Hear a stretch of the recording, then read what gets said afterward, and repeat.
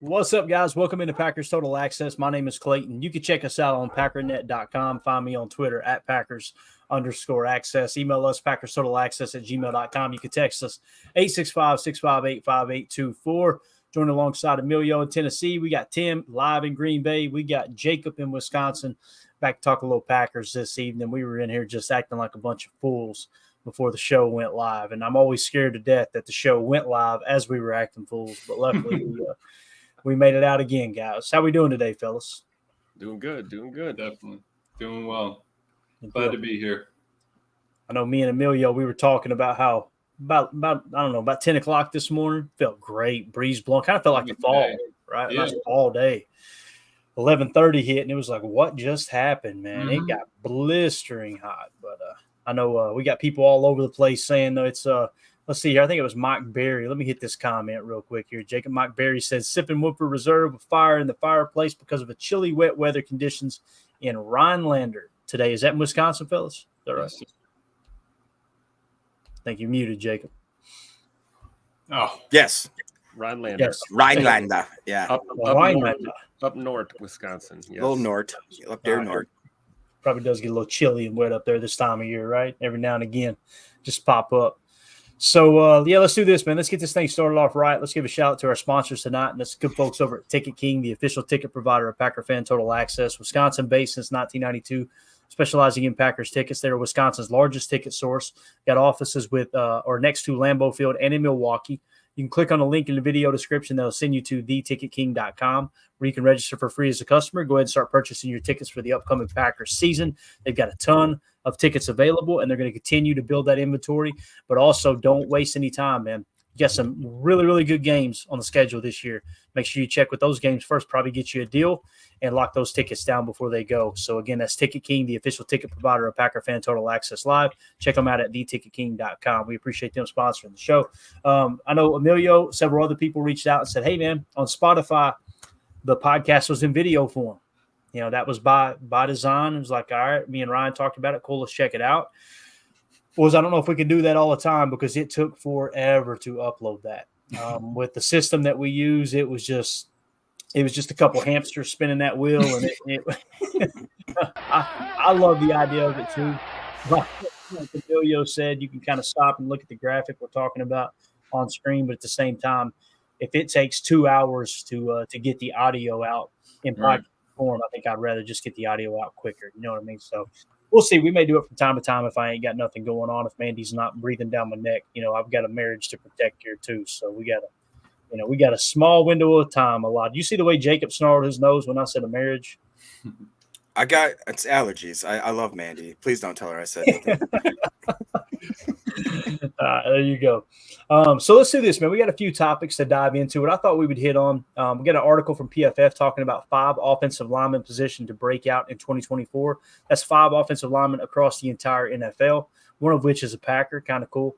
We've also got another topic where it's the PFF had an article that says the 2024 NFL secondary rankings. So we'll kind of see where we rank there as far as secondary. Also, Paul Bretto had an awesome article talking about, I think it was 8 players set to break out this year. Was it set to break out? Who need to step up for the Packers in 2024? So kind of those guys that, hey, we expected more out of you. Really need them to live up to the hype. We'll hit on that one. And then we've also got linebacker unit rankings we'll hit on and some SIS data to go along with everything.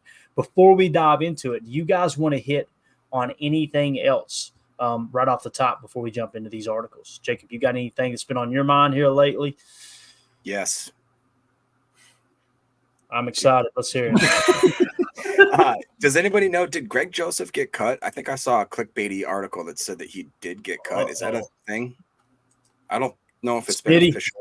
Well, yeah, Smitty. Yeah, Smitty, hit us up. I guess I was curious because when I was reading a little blurb on him, I was surprised. It said that he had made, Greg Joseph that is, had made over 15 50-yard plus kicks in the last season and a half. And it's like his numbers were pretty, like, I just don't understand why this guy can't find a home. Like, does he just stink? Is he foul? Greg Joseph? Greg Joseph. Yeah, his numbers were, I think they were actually worse than Anders Carlson's last year. So Anders Carlson's, yeah, if I remember correctly. So with that being said, too, someone else I heard on another podcast, I won't name them. I don't want to put them on the spot, but they said they were annoyed by the fact that he talked about himself in third person as well. I was like, yeah. He said Greg Joseph talks like. Yeah, like he was talking. Greg Joseph makes the kick. Oh. Yeah, Greg Joseph needs to focus on. I'm like, what in the world? I didn't hear it, but they were. I feel very confident that it was true. So that is always kind of a, Told you guys. Told you. Anders is the man. Tim running a victory lap real quick. It's our kicker. It's our kicker. All right. Well, we'll see. I've got something unless anybody else has something else. No, go ahead, Tim. What you got, man? Just something I sent you guys earlier from my Uncle Mike. Shout out to my Uncle Mike Bush. My Uncle Mike Bush, he's football royalty in Franklin, Wisconsin. So big shout out to my uncle and the Franklin Sabres out there. No, this is Wisconsin's own Justin Blazek, I believe is how you say his name. D lineman out of UW Platteville. Was just picked up and signed by the Cincinnati Bengals. Nice. And so big shout out to his coach, Coach Phil Micek. Coach Micek played in the NFL for the Vikings back in the late 80s and is now the D-line coach over at Platteville. So this is, one of these under-the-radar guys that's getting his first crack here in the NFL. And a name we should keep an eye on just on the periphery. So just wanted to show him some love, being a local Wisconsin kid going to the big show. At first glance, Tim. Thick. Yeah, right. Right. So I like that. Right there. That's a good signing for the Bengals there. Yeah, absolutely. He tore it up at Platteville. I'm sure he's going to find success. He's a sleeper to make the team. See, edge defender, Tim. What is he? Looks D end, I believe. Yeah. Okay.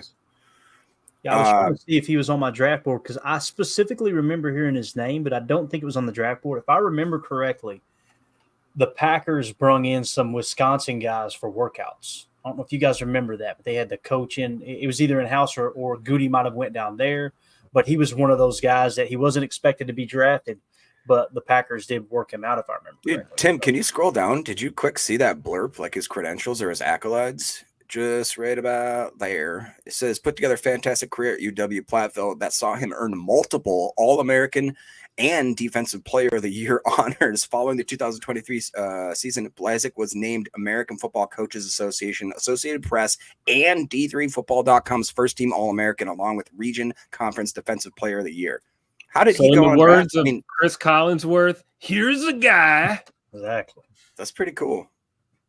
My man running right into the Cincinnati Bengals locker room. You know what I'm saying? What I'm talking about. Love that. That's good stuff, though, Tim. Appreciate you sharing that, man. And again, you never know which one of these guys are going to pop, right? I mean, the Packers have had a ton of undrafted free agents, obviously, that have had a lot of success over the years. I mean, key members of the team, key role players, especially in that Super Bowl year, right? Yep. I think was Tramon Williams. Am I thinking right? Tramon Williams, was he undrafted? Yeah. So he was undrafted. I remember Sam Shields, which he wasn't a part of the team during that, obviously that run, but Sam Shields was an undrafted free agent that obviously did a lot of great things for the Packers, had a good little run there as well. So just cool to see these guys chasing their dreams. Because, guys, this people think, oh, they made it to the league, they're set. No, that's not how it works, man. Yep. Like, these guys are not making a ton of money. You know, I think, what did they say, practice squad? What was I can't remember. I don't want to screw it up. But, like, I know the income on the practice squad is not a whole lot. No, it's a couple thousand a week, I think, that they really. It's something crazy, yeah. So, but anyway, so just shout out to anybody who's chasing their dream like that, and it's not, not easy, not falling into place, absolutely perfect. All right, let's jump into this first article. So again, this is from PFF, and the article says 5 offensive linemen positioned to break out in 2024: Rasheed Walker, Cam Jurgens, Peter Skoronski, and more. Was that a meow just now? Yeah. Bro, really? Unbelievable. Anybody want to talk about it? Jacob, you got somebody tied up over there? That was me. That was you? Mine. Mine knows to keep his mouth shut. Yeah, I heard you push him off last night. I did. Oh, man. It's hilarious. All right, so Rasheed Walker on this list. Again, guys, we're talking about 5 offensive linemen in the entire NFL, and they're saying position to break out in 2024, okay? It says Rasheed Walker has already defied expectations. I would agree with that completely. Walker had has outstanding size, 6'6", 324 pounds, and posted just 2 below average PFF game grades as a pass blocker in his first season as a starter. He also on college tape had him humping someone, which was really cool, right? That was Rasheed, was it not? So Yes. That's always fun to go back on that. We need just a quick clip of that, you know what I mean? Just to pop in real quick from time to time. But the article goes on to say, let me see if I can get it zoomed in any more for you guys. Here we go. The article goes on to say, perhaps the most under the radar candidate on this list, the 7th round pick from the 2022 NFL draft, earned the starting job for the Packers last season. Early in training camp, he looked like a major work in progress, but earned a solid overall grade of 66.3 and was particularly good in pass protection, 74.7, in his first year of starting action. The Packers drafted a tackle in the first round of the 2024 NFL draft, Jordan Morgan, out of Arizona, but they have a history of drafting college tackles to play guard at the next level. Morgan could theoretically push Walker for the starting spot at left tackle, but he could just as conceivably kick inside to play guard, leaving Walker to develop in his second season starting. Walker has outstanding size, 6'6", 324 pounds, and posted just 2 below average PFF game grades as a pass blocker in his first season as a starter. He will be very good next season if he can continue his progression. If he can improve his run blocking, he could become outstanding. So I want to get your all's take initially, and then I've got some SIS data we want to pull up here, kind of compare Rasheed Walker to the rest of the tackles across the league. Anything you agree with, disagree with there? Did that trigger any thoughts on you guys?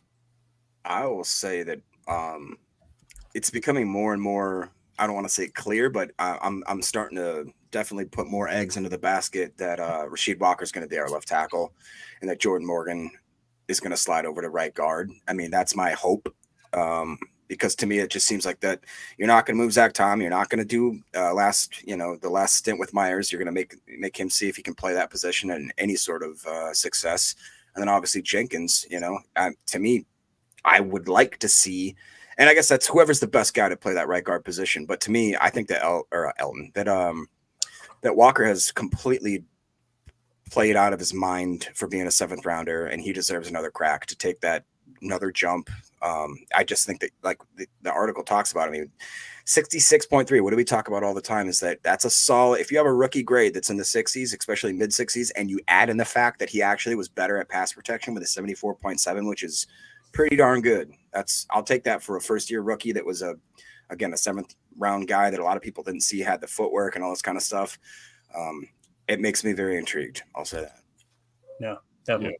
Yeah. I think he played well enough last season to certainly be in a position where it's his spot to lose, I guess you would say. I mean, it's going to be – he's got to go out there and earn it because there's a lot of young talent on that O-line that's been brought in. But I'm with Jacob here, man. I think I'd like to see him at left tackle. I feel like it's a better start for our O-line with him in the left tackle spot. And, if we got to move some other guys around, so be it. But Jordan Morgan, I think, is certainly versatile enough and talented enough to plug and play in multiple spots on the line, real similar to a guy like Elton Jenkins or a Zach Tom. So, you got your versatile linemen, and then you got your guys that are what I usually call bread and butter players. Your guys that are going to predominantly play one spot, maybe two on that O-line. And Rasheed Walker is clearly, he's a tackle. And if the left side is where he's stronger and that makes us better on as an O-line, then I think that's where he should be playing, at least to get started. We'll see how camp goes, Yeah, definitely. I was looking at the PFF numbers. I mean, dude is right behind Braxton Jones, which is next on the list there.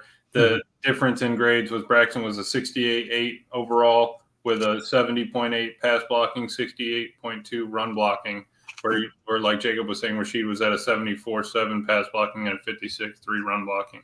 But I think for him to show up like that and perform, that's huge. Almost 1,000 snaps, consistency. He was out there. He didn't get hurt. He was, knock on wood, and even coming into camp like this, Matt was saying, dude didn't bat an eye, didn't pout, didn't do any of that. Just put his head down and came to work. That's the only way to approach it. He can block. Dang right. That's a fact. He can block. All right, so here's some SIS data. on our boy Rasheed Walker. I went ahead and pulled this. So what I did, guys, I went to SIS Sports Information Solutions. A lot of teams use this data. 33rd team uses this data. They got some really cool metrics. But you guys know when it comes to offensive line, I talked about this yesterday, blown block percentage is huge for me because sometimes guys don't get to the point of attack, and that doesn't get counted as a blown block. It's just simply maybe the defense out-schemed the offensive line, or the offensive line coach the offensive scheme, from that perspective. So when you blow a block, it's like, okay, you got to the point of attack and you just whipped. You just did not complete your assignment, right? I think that's important. Consistency is absolutely huge in the NFL. So amongst left tackles last year with at least 400 snaps, because first of all, I want to say this about Rasheed Walker, 801 snaps.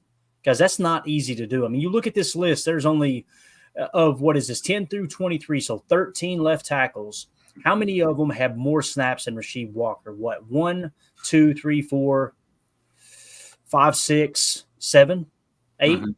8 of 13, right? So, I mean, this dude was like, and again, this is getting thrown into the fire. Wow. Yeah. And the fact that and that's the thing too, he missed the first game of the season because Bach obviously played against the Bears, right? So just really cool. Availability, accountability is absolutely huge. I think he shows he's strong in both of those categories. Now, when you look at blown block percentage, again, this is left tackles across the league. You can see we're picking up at the rank of 10th, okay? So Rasheed Walker in blown block percentage overall, all plays, okay? He actually comes in at the number 17 spot. So what does that mean? If you were simply saying that blown block percentage was the most important metric, I'm not saying that. I'm just saying it's one of my favorites. Then you would say, okay, he's kind of middle of the pack, starting left tackle is what that means, right? You're talking about availability, accountability, and then you got some consistency there. Now, can he be better? Absolutely. Let's dig a little bit deeper. Let's go to. Can I say one thing on that? Yeah. Just real quick.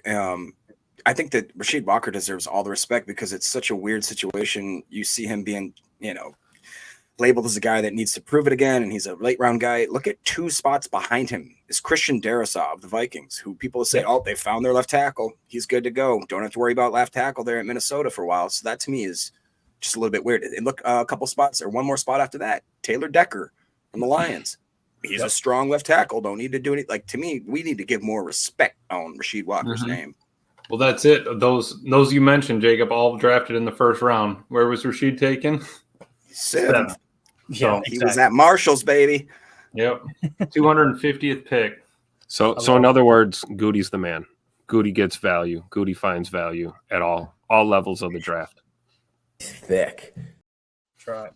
So let's move on a little more specific. Again, that was all pass or all blocking plays. Okay.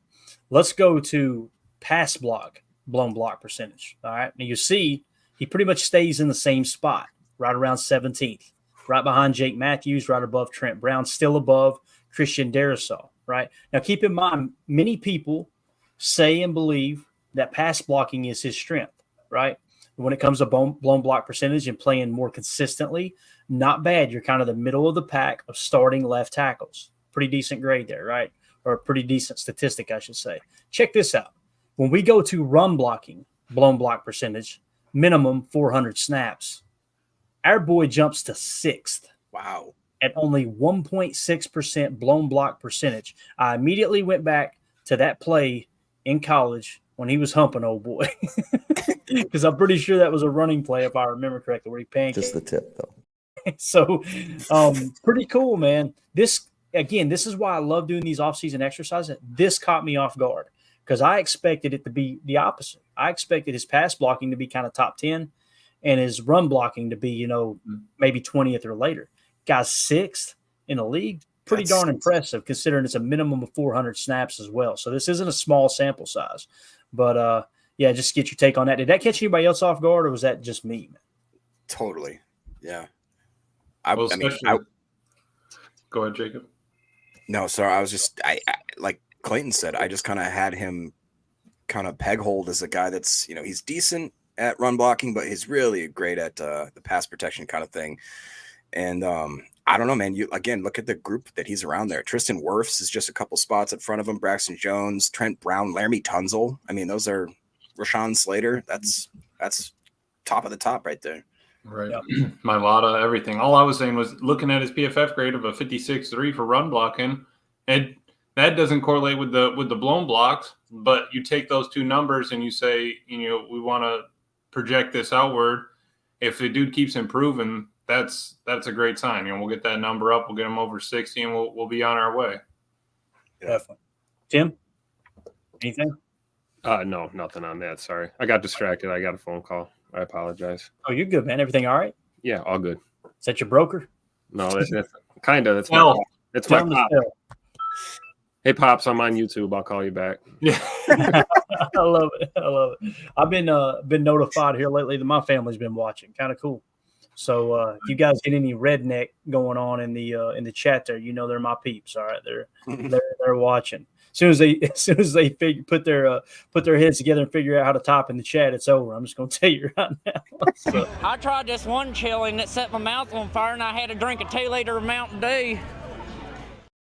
I love it. That dude looks like he needs more than Mountain Dew, man. He needs to get into the Crisco a little bit, put some weight on them bones, man. So, anyway, It looks like he got into a tin of Copenhagen. That's what it looks it does. He's got the ring on the back pocket. No doubt about it, bro. No doubt about it. So he had that ring on his back pocket about the age of 9.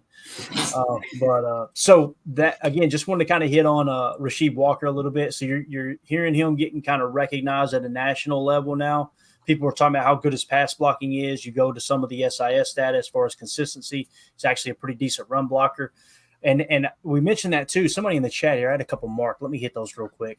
We'll get caught up in the chat. Let's see. Right here, Ron Sample, Morgan left guard, Jenkins right guard, question mark. I kind of feel like it's the opposite. If based on the fact that Jordan Morgan played left tackle, left guard, right tackle in OTAs, let's assume that everyone's healthy. Zach Tom, the pec is healthy, right? He's good to go. Let's assume that everyone's healthy across the offensive line. The way I would like to see it shake out, because you want as few moving parts as possible, right? So rather than make Elton move to right guard, not that he couldn't, the fact that they've already worked Jordan Morgan at right guard, I kind of feel like it should be Rasheed Walker, Elton Jenkins. Obviously, Josh Myers are going to give him another shot. You guys know I somewhat disagree with that, but it is what it is. I think Jordan Morgan should play right guard, Zach Tom at right tackle. Now, if Zach Tom isn't healthy, to me, it kind of feels like kick Jordan Morgan to right tackle, bring in Jacob Monk, maybe Sean Ryan. Maybe Jacob Monk can compete with Sean Ryan there. I'm hoping that Jacob Monk leapfrogs Sean Ryan on that depth chart for sure. Yeah. Because if you hit on Jacob Monk the way some people think that we did, I think it could be absolutely huge. Reef in the chat said Walker has more game experience. I agree. There you go. Let's see here. He also, Ron Sample says competition may bring out the best in Walker. I guarantee you, and I loved how he handled it too. I don't remember the exact quote, but he just very, very casually was just like very minimal on the Jordan Morgan draft. Like he wasn't worried about it. He's gonna come in and get the work done, right? Not like he didn't battle out with Yash trying to make a spot. He got rotated during games. That's one of the things about Rasheed Walker, not just as a player, but just as a man, as a dude. He's not a guy that's phased easily. Like nothing really. It's hard to like get him off his game. You know what I mean? He's real focused kind of. He's almost like the Rashawn Gary of the O-line. Honestly, the way he approaches things. If you spend time around the facility at all and just get to camp this year, if you're out there, anyone that's going to be in town. Just keep your eye on Rasheed Walker and his preparation and the way he approaches his game and his craft. He's not going to buy into nonsense. 0 days since our last nonsense on this show, but it's probably been a few years since the last nonsense for Rasheed Walker. So definitely like him. And I also agree with you, Clayton. I like the idea of keeping Big E at the left guard position. I don't think we move him around. I think we've got enough young talent that we can, juggle around on that O-line and keep that left side, kind of solid as it has been. If it's not broke, don't fix it, Yeah, definitely. Yeah, so like Ron Sample said, competition may bring out the best in Walker. I think it's a great comment there. Angus McHaggis says Zach Tom, Sean Ryan, and Walker, all from the 2022 draft class and all starters as of right now. Nice hit percentage. I didn't even That's a great point. Whether you like Sean Ryan or not, this coaching staff seems to see him as one of the front runners for the right guard position, right? So it does kind of feel like you hit on all three of those guys at the offensive line spot. I mean, Zach Tom was what, the fourth or fifth round pick, right? Emilio, am I thinking right? Fourth? Is he the fourth or fifth? 2 seconds. Not sure. Emilio's on it. Look that up, Jamie. Fourth, 140. 140th pick. So Zach Tom knocked it out of the park. Rasheed Walker, 7th round pick, and like Ron Sample said here, middle of the pack is actually pretty good for a first year starter, right? Really good. Absolutely, especially a 7th round pick, man. And again, the signs were always there with the humping video. There's no doubt about it. So Turtles in the chat said, I got Donovan Jennings making the roster over Dillard. That would be awesome. That would be absolutely awesome because him being an undrafted free agent, I don't know the rules right offhand, but there is some restricted aspects to his free agency with him being an undrafted free agent. It's like the Packers have restricted free agent rights or it's exclusive rights, whatever it may be.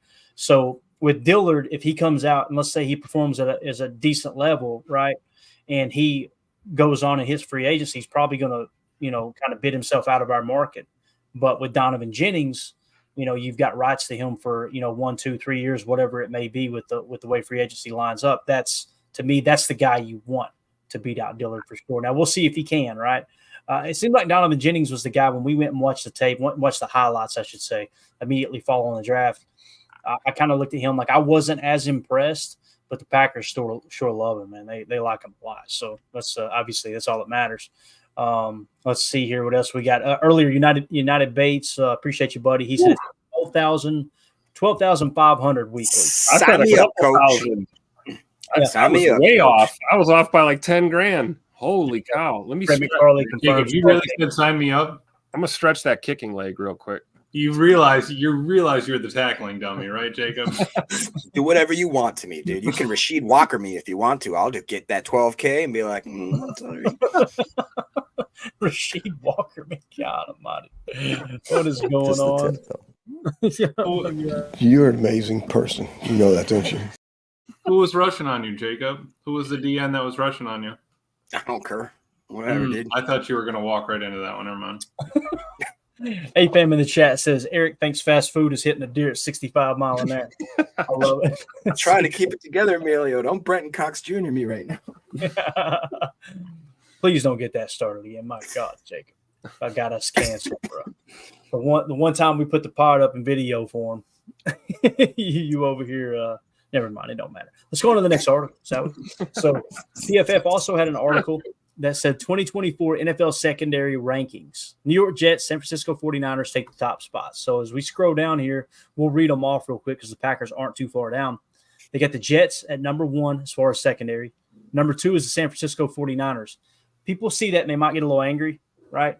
That's a good thing for us because our best guesstimate on what Jeff Hafley's defense is going to look like is the Jets and the Niners. So the fact that their secondary is so good, yes, you can look at it and go, no, they've just got great players. And I think they do. But also, you can have great players and not be ranked high because the scheme isn't successful, right? In this case, it's a pretty good sign that Jeff Hafley, if he just comes in and copycats what the New York Jets and the San Francisco 49ers do, it's really going to help catapult that secondary. I believe that. Number 3 is the Buffalo Bills. Number 4 is the Baltimore Ravens. Number 5 is the Miami Dolphins. Number 6 is the Cleveland Browns. Number 7 is the Seattle Seahawks. And number 8, you got your Green Bay Packers. It says recent free agency signing, Xavier McKinney earned a 91.2. I'm going to say it again, a 91.2 coverage grade in 2023. While Jaire Alexander has proven to be a difference maker when he's fully healthy, the Packers also added safety Javon Bullard in the 2024 draft to help transform the safety room. The ranking might be a bit high on paper, but the talent of the top 3 should be able to elevate the group. So now you're starting to hear this secondary talk as a potential top 10 secondary.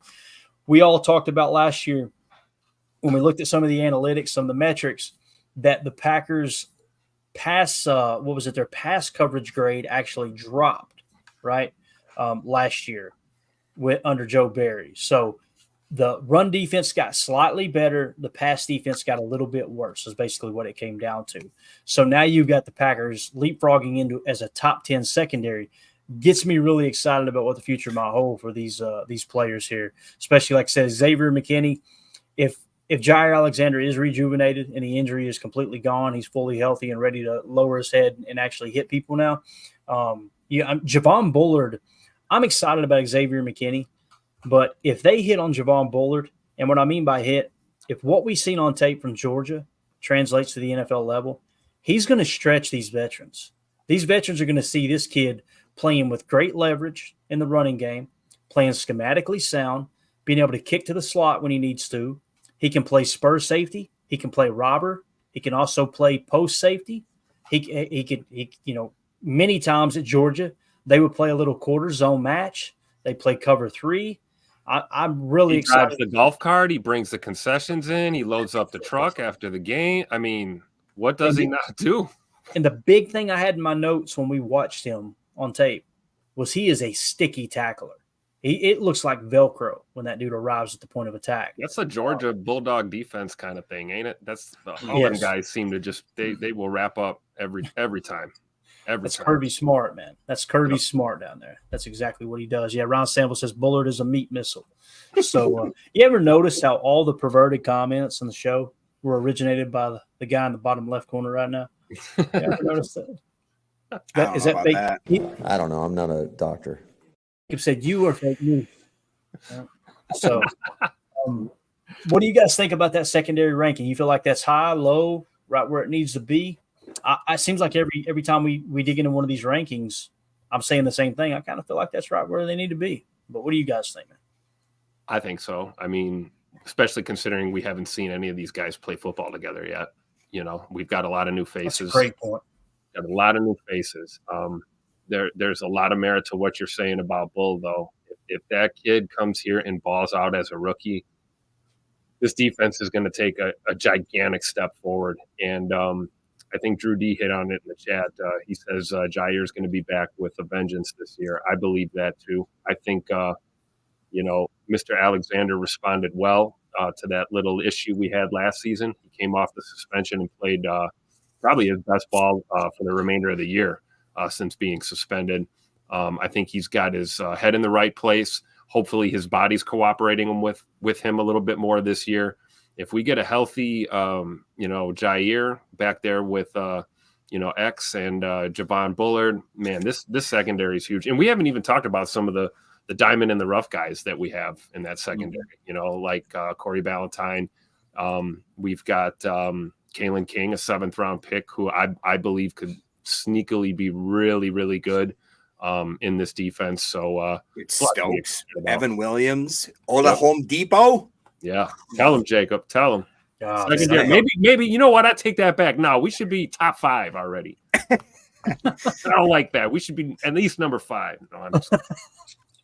Love it. Anything else you guys want to add to that real quick before I dive into a little bit of SIS data on that? No, I like that. My only pushback on it would be in the top 50, we have 1 safety and 1 corner. You know what I mean? So grade wise, we need the young guys to play very well, right? So we're projecting it a little bit, but we do need them to play well for this to be that top 10 secondary that we need it to be. I think it's a great spot for them, but that they need to pull through. Bullard has to play, and all the young guys need to step up because right now there are a lot of other teams I'm seeing and only 1 G in the 4th position for X, and then Jaws, kind of halfway down. So. Definitely. Coach Lynn in the chat said, I'm still worried about our nickel spot on our secondary. Hafley has to figure that out. Absolutely. And to me, what I would love to see, Coach, and I think we've talked about this before, I would love to see Javon Bullard kind of become our Brian Branch.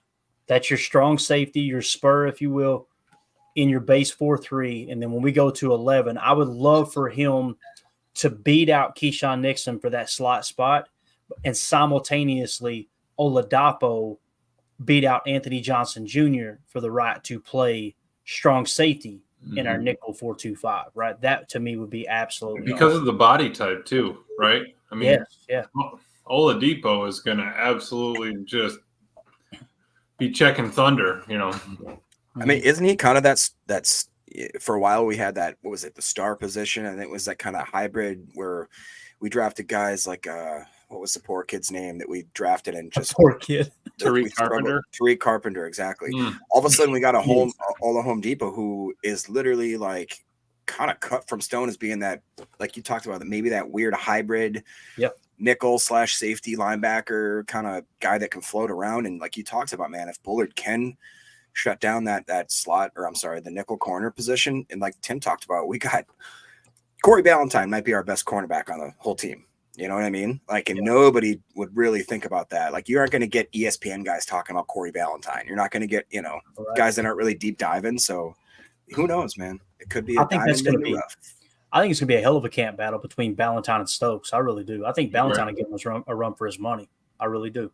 And they're going to bring out the best in each other. There's no doubt about that. Let's see what else we had in there in chat. There was something else. Oh, here we go. Reef in the chat said, Woodson put the Packers DBs on the map, and McKinney sounds so similar. I completely agree.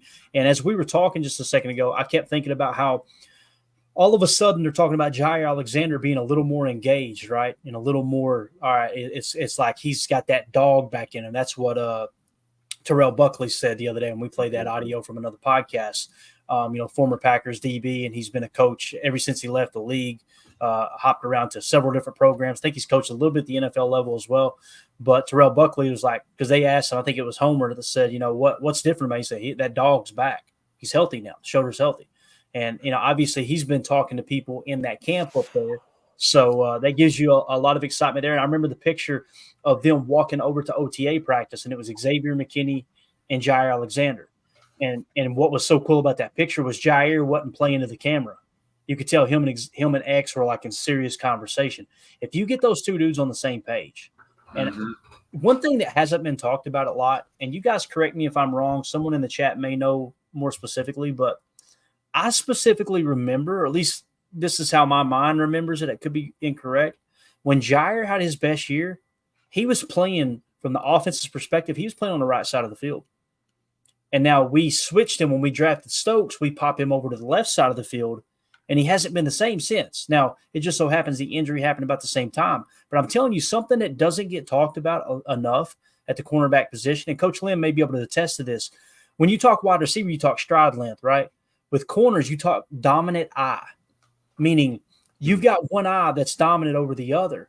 And people think it doesn't matter to you. Great corners can play anywhere, don't get me wrong. But some corners, when you turn your hips and you're playing that sideline, whether it's a deep third in a cover 3 or you're playing, man coverage, you want your dominant eye to the receiver. Meaning if your dominant eye is away from him, then you're not seeing everything as clear when you're trying to mirror the receiver when you're running with him. And it sounds silly. It sounds so simple. But I've heard that that's really a thing, dominant eye. So it just hit me one day. I was like, am I the only one that thinks the best years that Jaire had, he was actually playing on that side of the field? But go ahead, Jacob. You had something? When you talk about is it a thing, I mean, as somebody that's been a hunter my whole life, I can't imagine just popping the other eye open, trying to aim, have the same type of sight line, all that kind of stuff. 100% that's true. And you talk about it, the more I would even think about it too, is like, people just think that if you're a tackle, you can play right tackle or left tackle. I know for a fact that that's sometimes a different jump to make. And if guys do make that jump easily, that means they're that good, because we talk about it all the time when guys come out, specifically at the tackle position, like, oh, he's definitely a right tackle. He doesn't have either the footwork or the coordination, the speed, whatever you want to call it, to make that left tackle works, because there's some difference there. And what I'd love to do is if, I don't know who has the time, but to go back in time and look at, like, if you could find out who's predominant, because usually your predominant eye will line up with your predominant hand. And if that's the case, I wonder how many, like you talked about, how many guys that are right eye dominant are on this side of the field. I was going, that's right. Yeah. I'd be interested to look at Eric Stokes under this lens. Sure. We talk about him having issues tracking the ball. Yeah. That's true. Yeah. Where then you would look at the nickel position, and we need someone that's an athlete that can look both ways. You're going to be on either side of the field. I mean, even brushing your teeth with your opposite hand. I'm telling you, like, hate that. I can't even walk to practice. That sounds like serial killer stuff right there. Hey, in all seriousness though, with Jaire, this is his 7th season, right? We're going into year 7. I mean, 6.5. He got robbed there with the injury of pretty much an entire season a few years ago. But I think for him, you talk about the approach and the change in demeanor and attitude and focus. This is year 7, man. He knows that he's full-on veteran status. All your years ahead of you in your career, whether you play another 5 years or another 2, you don't know.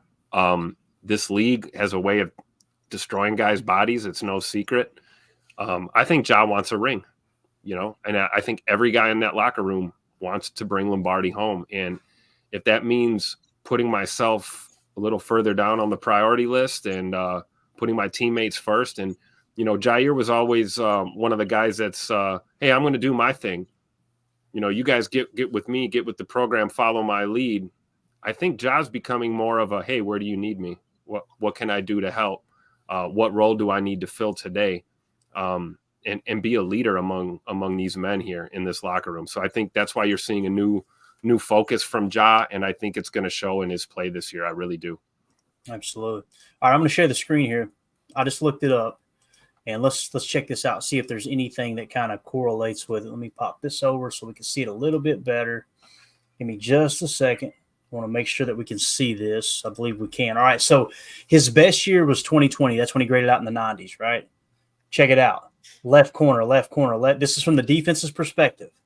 Left corner, the majority of the time. Then he went right corner a couple games, probably filling in for somebody. Left corner. So they had him at the left corner position his best year of his career, right? So that was 2020. Again, if you go to the career grades, you can see right here, 2020, he graded out as a 90.5. So those were Mike Patton defenses, though, right? 2020 would have been or 18 and 19. I'm saying his. 18 and 19, yeah. Yeah. So in 2020, it was left corner. Now you see in 2021, he dipped to a 77, right? Let's see what we got in 2021. So he was so that's when he got hurt, right? Okay, so he was playing left corner. He only played in 4 games, so you can kind of throw that out, I guess. 2022, look at here, boys. Woo, I don't like that. Right corner. But there may be something there. Are we calling it left corner from the offense looking at the defense? Defense's perspective. Okay. So he's on the left side. Yeah. Okay. So, in a traditional, really, it makes no sense to say Z, but the majority of the time, if you're in 11 personnel, you'll go slot left, strong right. Mm-hmm. So he would be covered in the Z predominantly. Right. So it would be on a right-handed quarterback that, short side, Exactly. quick throw right. I got you. And I remember the other day, I'm like, man, I remember him making those interceptions. Yeah, and right. Falling out, and he was on that sideline making those plays, right? Mm-hmm. So, and again, this isn't nothing that the coaches haven't thought about. Like Coach Lynn said, it's definitely a real thing. Coaches know this. We're not like, oh, we figured it out. I'm looking at it going, I think it might have been more along the lines. When did Eric Stokes get drafted? Do we remember what year was that? Because everything's blurring together for me. 2020? I wanted to say 19. Is it 19? Was it really been that long? It's crazy, dude. We just declined his fifth-year option. Let me pull it up 1 second. So this is his 4th year. So it'd be 2020. Yeah. So, yeah. I guess that had nothing to do with them playing him at that. Well, actually, it would have, right? 2021, Eric Stokes thrust in, and all of a sudden. 2021, yeah. Wow. They're putting him at right corner. They put Jaire at right corner the year that our boy got drafted, right? Eric Stokes got drafted. So, and that was the most we ever saw of Stokes in all his time was his rookie year. So it might be something that dominant eye-wise, Jaire Alexander's one of the best corners in the league. Hey, he can do it, but Stokes, his dominant eye suggests he should be left corner, right? That's probably more of that going on than the previous. So just wanted to kind of hit on that. It was interesting. That came to me the other day, and I just wanted to kind of, like I said, mention it real quick. So now this is what's cool. Back to McKinney. I pulled these statistics from SIS, okay? And what we did was minimum targets of 30, okay? Safeties across the National Football League. So they had to be targeted at least 30 times, and this is passer rating when targeted. Xavier McKinney was 3rd in the league. So 590 coverage snaps. He was targeted 37 times. The completion percentage was 56.8%. And his passer rating when targeted was 49.2. That was third best in the league. Number 1, Kyle Hamilton. Number 2, Christian. How do you say that? Azine? Mm-hmm. I'd never heard that name. I'm like, that kid must be good. He must be pretty good. So anyway, Xavier McKinney, the third best passer rating when targeted amongst safeties with 30 or more targets. So I'm telling you, man, if Goody hit on that free agent signing, it's going to change everything for the Green Bay Packers. It really is. That defense, Halfley, like I said before, I know Joe Barry's pissed somewhere. He's like, man, how are they going to bring in arguably the best safety in free agency? They're going to crap can me and then bring in the best. I had Savage back here the whole time. Yes. What the hell? Yeah. You know? Just here to tell you, Packers back. You heard it from a fan. You did hear it from a fan. All right, so we're at the 45-minute mark. We probably don't have time. That's when we jump into something we shouldn't, so let's do it anyway here. All right, so bang. This came in from Paul Bretto. 8 players who need to step up for the Packers in 2024. I want to key in on Quay Walker, who's on this list, but let's run through the list real quick, okay? Center Josh Myers, we all agree, right? Dude got to step up. He's playing for his career right now. Mm-hmm. I don't think the Packers like him as much as they say they do. In the media, you know, they make it sound as if he's playing his best ball. I haven't heard any contract extension talks unless I've been living under a rock, but wish nothing but the best for the dude. But I'm hoping that Jacob Monk is the center of the future. That would be absolutely awesome if he is. Also on this list, cornerback Eric Stokes. We talked about that, right? Obviously. Mm-hmm. Also on this list, this is Coach Lynn, exactly what he was concerned about, right? Cornerback / kick return Keyshawn Nixon. Yep. Need him to pan out in the slot position, right? So Javon Bullard can play that true strong safety position. That would be ideal even in the nickel. Here's Quay Walker. This is the one I want to dive into. And again, he made this list, and we're going to go to another article in just a second. Josh Jacobs, got to have Josh Jacobs this year. He doesn't have to be as good as Aaron Jones, but he's got to play somewhat similar. Do you think that Josh Jacobs was like the best offensive free agent signing in the past 20 years? This century, I think. What? Think of it. Who was the best free agent signing on the offensive side of the ball for the Packers in the last 10 years? Who was it? Go, Jacob. Don't say Tyler Davis either. Billy Turner, 2019. Emilio might actually be right there. Yeah, he pulled it out. If anything, though, you'd maybe go to who are the 2 tight ends we got that one time? Martellus John Bennett. Beebe, 1996. We had Martellus Bennett, that experiment for a while. And remember, what was the other guy? Jared Cook, who had actually had a great year with us. That's a good one. We don't need you anymore. But besides that, on offense, by the way, that's something that pissed Aaron Rodgers off too. Right. Oh yeah, that? It should have. That made me mad. I agree, man. Especially since we had to watch Jared Cook go on and play really good ball for another couple of years after we let him go. And it's like, okay, how did he perform in big games, Jacob? That Dallas game, bro. Yeah, I was just gonna say that he's on the highlight reel forever, and we just were like, we don't want to try him out next year. We're so good at the tight end position here in Green Bay. Exactly. All right, next on the list is Christian Watson.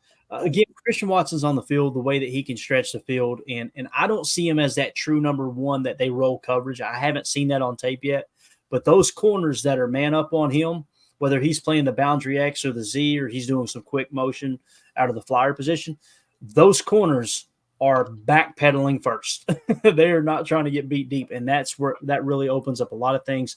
If you put him in the boundary X position and you run slot cross opposite side, and you stretch that corner out, and that safety that's playing post safety bends to that side just a touch, and I don't consider that bracket coverage. That's just simply him playing the deep shot. The things it opens up on that slot cross underneath with the whether it's a Y climb or it's a slot climb with a Z dig, it opens the entire middle of the field up if he's on the field. So I completely agree with this entire list so far. Sean Ryan.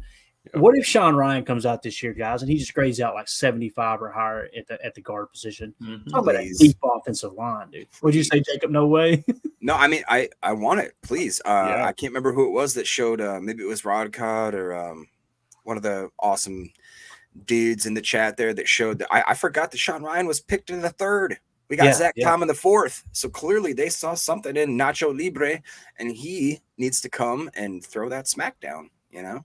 And it wasn't he like a wrestler too? So it's like we had all these high hopes for him that he had this kind of weird body control and a good base. And we're going into year 3 with him, right? I need to see something. Third season. This is, it's like we talk about Stokes. We want Stokes to prove us wrong, right? On the defensive side of the ball. He's kind of that guy that it's like, we obviously we didn't, exercise the option with him. The writing's kind of on the wall with him.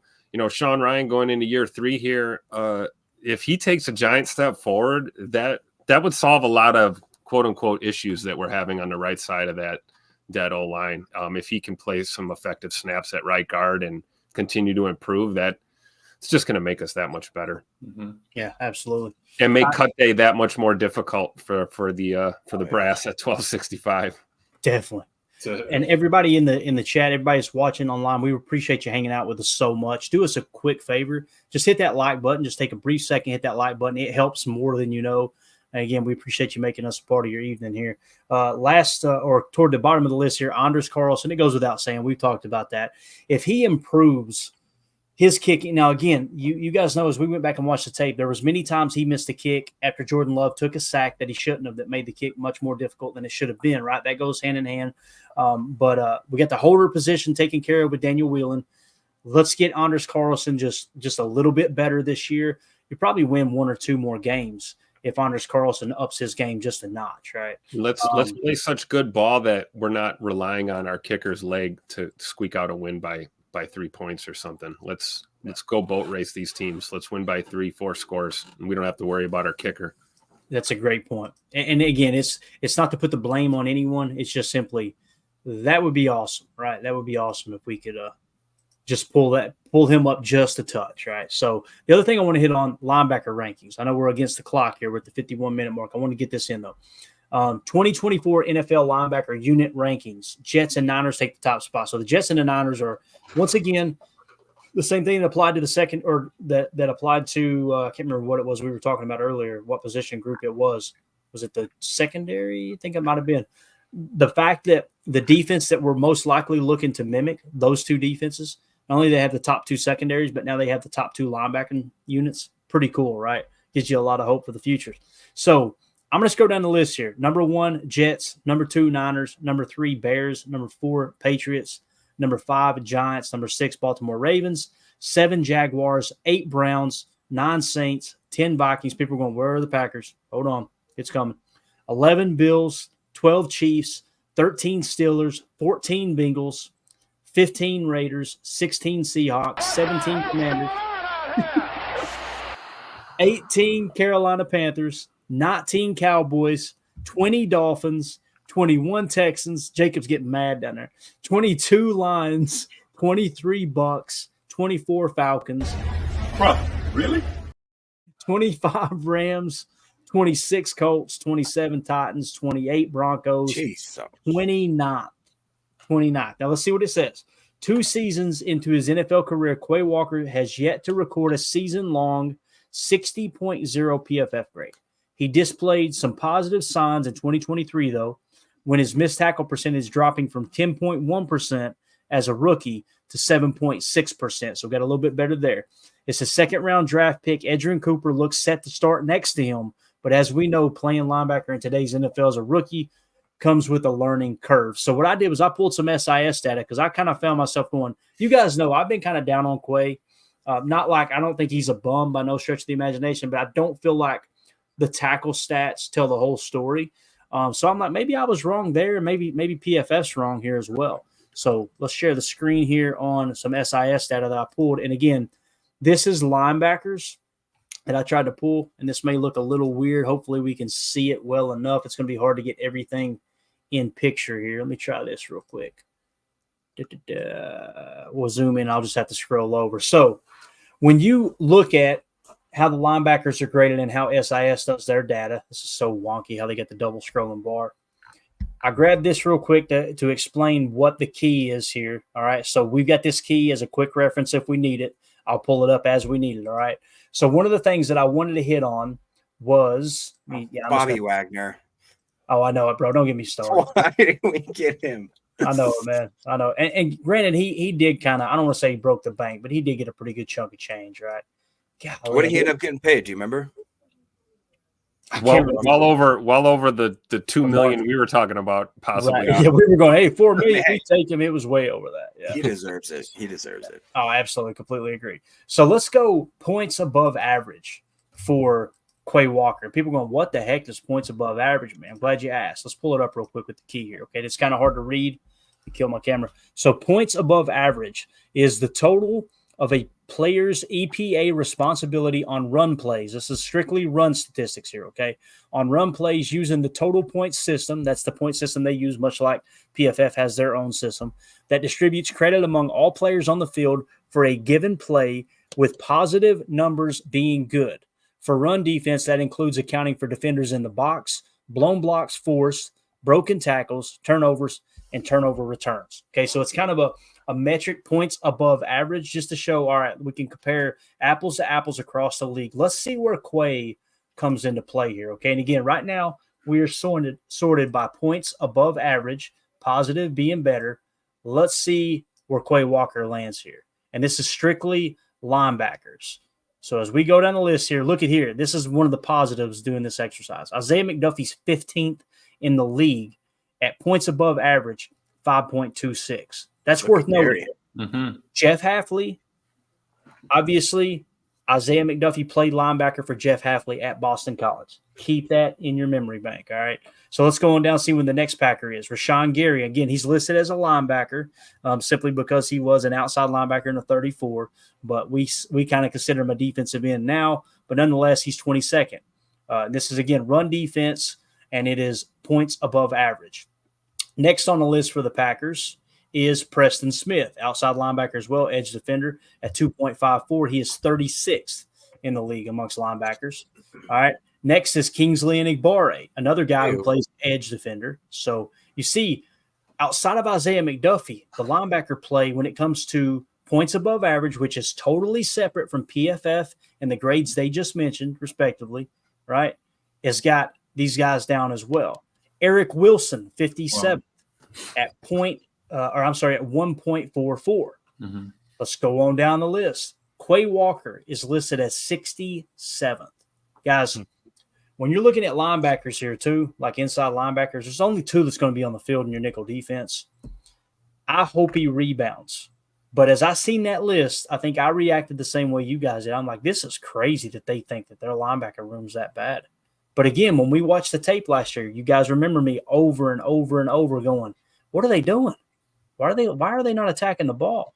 How many times did I show you guys in pass coverage? And pass coverage seems to be Quay's strength last year. How many times do you hear me go, who's he covering? Like he's just sitting in space with no one around him, right? So that could be a scheme thing, right? I mean, if you're being told to cover an area, how do you explode and attack the ball? When everyone else is playing zone match and it's a 2x3 empty set though, and he bends to the weak side, the 2 side, rather than the 3 side, it's like, whoa. So I think that you're right. That needs to improve this year in year 3. You're talking about adjustments. He's not adjusting as the play is developing. Exactly. Now, Tim, go back to what Terrell Buckley said. Remember what he said? That Homer asked him, what's going to change this year under Hafley? And he said, he's going to coach the details of each position in the scheme. So guys are not confused on what they're supposed to do. So, and now here's the other thing. Go back to what Mark Chimura, Chewy, tight end for the Packers in the 90s, said on Jen Gabe and Chewy one morning, where he mentioned Jeff Hafley said at his presser, when he watched the tape, they played lazy defense. Yeah. To me, that felt like a shot across the bow to Quay Walker, like, hey, let's go, buddy. It's time to put your big boy pants on. We're going to attack the football. And what did they do? They go out and draft the first linebacker taken in the draft, if I remember correctly, right? First or second. Maybe it was the second. But you know what I'm saying? Maybe I'm looking too deep into it. But all those dots are starting to connect as if they're looking at it like, all right, we got to do something different. I'm not suggesting that Quay Walker's going to get benched, but if he plays the way he did last year, based off what I've seen on tape, based off what PFF's saying, based off what SIS data is showing, if he does the same thing he did last year, and you got Isaiah McDuffie, guys, that was sitting 15th, where was he at? Isaiah McDuffie, where was he at here on this list? He was real high. Yeah, 15th. And McDuffie and Wilson were higher. Yeah, exactly. Yeah. And I'd even with him at 164 of those snaps, that's a perfect minimum. What was Quay at? 224? So I mean, give me over 125, and you'll get a real true reading of who's going to make that play on a consistent basis. I got to defend my boy. I got to stick up for my boy. I truly believe that Coach Half in this 3-4 is gonna, or this 4-3 is gonna unlock Quay Walker this year. Do you think, Tim? We'll get full unadulterated Quay Walker, and this is third year for any player, any young player is usually a make or break year. Guys can have great rookie seasons; those can be flukes. You can have a first couple good years. You can have a bad first couple of years. Year 3, man, is when you really kind of come into your own. I still believe that, and I think new scheme. A coach, like you said, is going to coach up the details, like Terrell Buckley was talking about, coach up the details at each position within the scheme. I think a guy like Quay Walker with that type of direction, he's going to thrive in this scheme. I really believe it. Yeah. It makes a big difference. Go ahead, Jake. No, I was just going to ask Tim, and obviously everybody, do you think that there's a realization or a realistic scenario where definitely either X grabs that green dot, frees up Quay to stop thinking so much over probably and here's another thing is that when we drafted Quay Walker, we were basically told, hey, this guy's just a physical freak. He needs to get molded. And so now here we are in year 3 being like, I wonder why he's not being because he's getting molded. And like Tim said, that year 3 jump, this is where he has to take that absolute hop, skip, and a jump because like Clayton said, we saw it in spurts, and he's like a lot of the young talent we have. We see it in spurts, but the consistency is the key. And when Clayton talks about how he's dropping into covering grass and he's not really being explosive, I want to see a meat missile out of Quay. All right. And I hope that means that if literally these 3 things happen, if we take the green dot away from him, we throw it over to X, if we get Edgerrin Cooper next to him that frees him up to be, violent, and we have an defensive line that is actually now in a different kind of scheme, a different responsibilities. Guys are pinning their earbacks maybe a little bit more, that it frees him up to do different scenarios and different things. And I think that it's either going to be a perfect mixture of everything we wanted, or it's going to just be a poop fest. Right. Jacob saying, yeah, our guys better wake up with their piss hot, like I said before. So exactly right, Coach. He's on the tray, rolling into the kiln, and Jacob's like, "You better get this squared away before my man goes through here, because if he comes out there and we don't have this hammered out, we're gonna have issues." And I think that this is the year, definitely. Yeah, and immediately as we're having this conversation, my mind goes to, you guys remember Roquan Smith in Chicago? How he was hot booty cheeks, not in a good way either. Not IG model hot booty cheeks. We're talking about hot booty cheeks. Yeah, bad hot booty cheeks, right? So. Thick. Think of him, and then he goes to Baltimore, and all of a sudden he's playing fast, and he's completely unlocked, and he was one of the best linebackers in the game.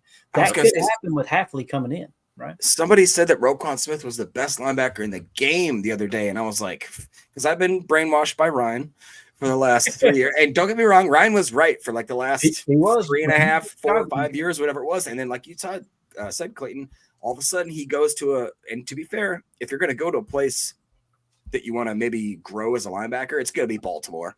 It's going to be Baltimore. It's going to be, San Fran or something like that. So we saw it. We saw him take that jump. Oh, one other thing I got to bring up. It's a humble brag. I'm so sorry about it. But do you guys remember Luke Gadecki? I was listening to a podcast today. He was a guy that was from Stevens Point, Wisconsin. So he got drafted 2 years ago. I was really surprised that he went as high in the draft as he did. He was one of my sleepers for being one of the best offensive linemen just because he was a Wisconsin guy. He ended up going over to Central Michigan. He played his first year at Tampa Bay as a guard. Didn't really look that great, but he was swapped into playing a tackle position this last year, and he actually graded like a 75. People saying that he's going to be like my point on that was that he graded out almost exactly the same as Rasheed Walker in his second year when he made that jump.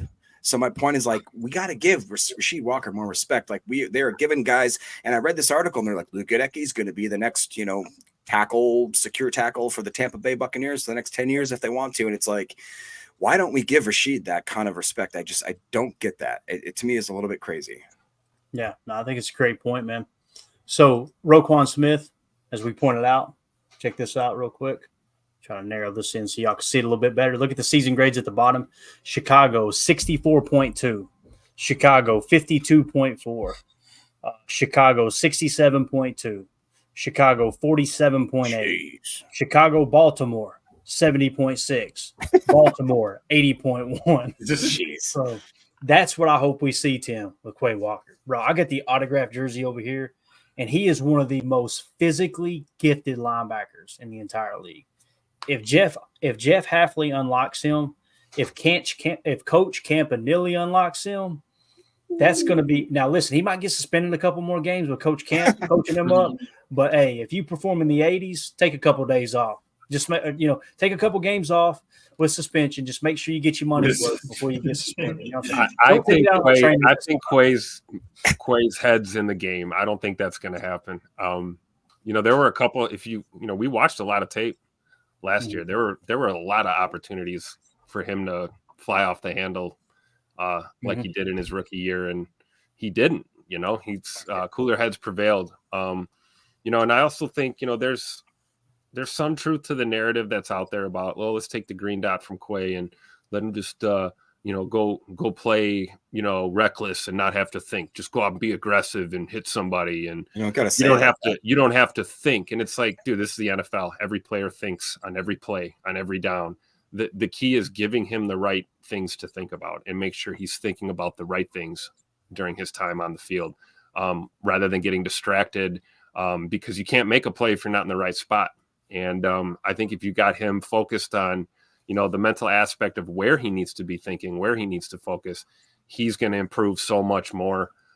We talked about Joe Barry's defense, right? Joe Barry's philosophy was, you guys are pros. You understand what I'm trying to do here. I trust you to go out there and just feel it and play. Well, with young players, you can't, maybe you're putting too much on a young linebacker like that. We don't need him out here diagnosing every, minute detail of a play. He needs his assignment, needs to focus and just go out there and play hard. So I think Coach Hafley, Coach Camp, these guys, they're going to unlock Quay and get him really ready to go this year. It's going to be fun to see him in this system. Definitely. Coach Lynn says that list is right until proven otherwise. That will change this year. Keep speaking it, Coach. I'm all about it. Prince says, Prince says, look to me in some of last year's games, Quay was playing quarterback spy. Absolutely. He was playing a lot of touch spy, which was really, he played some sugar spy and touch spy where he would get up in the A gap, mug the A gap. And on the sugar spy, it's just literally you're mugging the A gap and you drop into coverage. On that touch spy, you're mugging the A gap, you engage with the center, and then you drop back. But if you watch the games in which he did that, Chicago comes to mind, he was spying mobile quarterbacks. Justin Fields would see him drop into coverage and think, oh, I got this. And next thing you know, that was one of my favorite plays last year was Quay smacking him in the mouth and then leaning on him, getting up, and he was in his ear, bro. I actually put a video out on Twitter, I think it was, and I cropped it to where I zoomed way in, and you could see Quay right in his ear. I don't know what he was saying. Maybe he said, hey, man, I really like your shoes. Yeah. But it looked like he was angry to me. I don't know. So we'll see. Like I said, we'll see if it unlocks him this year. And then Coach Lynn said, I don't want Quay with the green dot. Let my boy just play fast and not think. Again, that's if Xavier McKinney comes in and he wears the green dot, I feel like that's the right move because he's got experience doing it. And he would feel comfortable doing that. Obviously, he wore the green dot. He played at a great level. Let Quay just go out there and just, like you said, though, Tim, I mean, there is a lot of thinking that goes into every play. It's not just, oh, no, I just run around, There's a lot of dissecting. I know Coach Lynn isn't saying that either, obviously. No, absolutely. Get him thinking about the right things, right? Or like you always talk about if and then, right? As a linebacker, you're in those scenarios all the time, right? If this happens, then I do this. If this happens, I do that. Rather than trying to over anticipate, because then you get guys that'll cheat or they'll play themselves right out of position, which we've seen happen with Quay a couple of times. So I think it's just him getting focused on his assignment and what his role is going to be in this new 43. Like what is his role going to be? I think he's going to knock it out of the park with this staff, and I can't wait to see my boy Quay this year. I think he's going to talk about a guy who needs a year 3 step, right? I mean, he's definitely on that list too, just like Scoot and Sean Ryan, the guys we talked about earlier. It's all true. So it'll be fun to watch. I like this one here. Prince in the chat says Greg Joseph doesn't like to think too much out there, according to Greg Joseph. There you go. Smitty says unlocking Quay with the potential of Cooper in the middle is an exciting prospect. And again, the one thing you've seen about Cooper on tape, start, stop, shoot, there is no hesitation in his game. Now, you may get burnt more often, right? But I think he's going to get a lot of tackles. That was another thing I want to look at too, was depth of tackle. But obviously, we're way over on time here. I apologize, guys. But Quay's depth of tackle was down pretty far on the list too. Edgerrin Cooper may miss tackles, but when he does make a tackle, don't be surprised if you hear Edgerrin Cooper tackle for a loss this year a lot, because I'm telling you, that's all over the Texas A&M tape. There's no doubt about that. So, we're still going to need Quay to use his mentals, man. Even if he doesn't have that dot, he's still going to have to relay to the line, all that. So absolutely. And let's be real. I mean, it's his running or it's his linebacker room this year, guys. Like this is his room. So I'm looking for him to, make strides as a leader too. Let's not forget. I mean, the guy's a national champion, so he knows what winning a championship is all about. And you want guys like that in your locker room. So I think he's going to take multiple steps this year. I'll tell you who we should pull out of retirement and put him at the linebacker position. This guy right here, man. You kidding me? You imagine him out there playing a little touch spy. Let's go. Look at that right there. Jacob, look at my guy. It's a beautiful. That was my bro. I'm telling you, that was my brother's favorite Green Bay Packer. I can't believe somebody randomly pulled him up in the chat last night, brung him up, and I was that was me who brought up Grady Jackson. Was it you? Yeah. So, it was so random. Actually, it may have been. Now, okay. I don't know. I'm not a doctor. It was me. Ben Affam. I think it may have been Affam. Whatever. Whoever it was just wild with the week I've had. That was like my brother couldn't name hardly anybody on the Packers roster because he wasn't a Packer fan. He knew I was, but every time he seen Grady, he's like, man, I love that dude, Grady Jackson. He's missing a front tooth. He's about 400 pounds. He's just always laughing, having fun, but he's mean on the field. It's pretty cool. Kind of a God thing, but that's just me. I could be wrong. So, all right. Anything else, fellas? We're way over. I apologize. Please apologize to your wife, Tim. Emilio, apologize to Jordan. Jacob, apologize to all of them. Okay. But anyway, anything else, fellas? Nah. No. Okay. All right, cool. Appreciate y'all, man. This was a lot of fun for sure. We'll be back tomorrow, 7 p.m. Central Time for another PTA Live. Like I said, we got some games in the hopper if we need to lean on them. But, man, everybody's churning out articles. Shout out to PFF. Those are great articles. Obviously, Paul Brettel continues to do the Lord's work here in the offseason. We appreciate him. But, Tim, help me out here, man, if you don't care. For those of you listening on the pod, thank you for making us part of your day. As always, let's go out and be the change we want to see in the world. And go Pack, go. Oh, my God.